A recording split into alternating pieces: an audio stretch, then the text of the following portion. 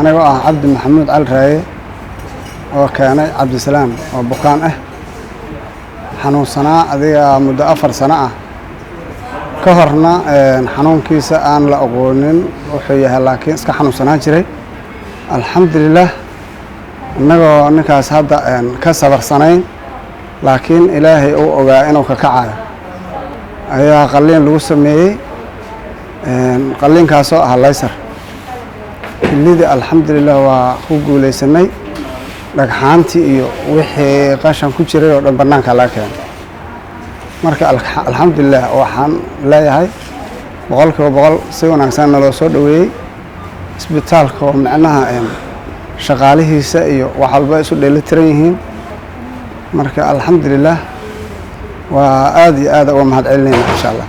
magacaygu waa Cabdisalaam Xasan Caliid alxamdulillah isbitaalka kala jooga ma sha Allah qalinkii wuxuu ahaa ayax oo kaliya marka waa dhagaxdii kaliya waa laga qalay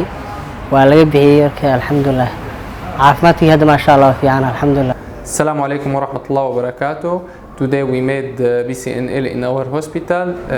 This patient came to us with a unilateral kidney and he has a big stone in this kidney. We made BCNL. That's mean minimally invasive procedure, small wound in flank area, and put camera,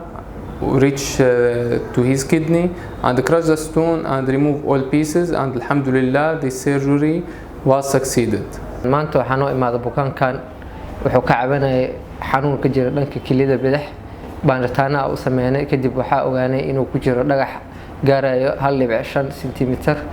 sidoo kale waxa ogaanay kilidiisa midigna inaysan shaqeynin sida darteed waxa uu sameeyay qaliin loo yaqaano BCNL oo percutaneous nephrolectomy ah kaasoo qaliin waxyar qofka laga jeexay kilida korkeeda kadib kaamira la gelinayo dhagaxa markii la tagana la burburinayo sida darteed dhagaxa waa laga soo baxshay waa la burburiyay bukaanka hadda waa caafimaad qaba waxaan u diri doonaa xaafadiisa insha Allah.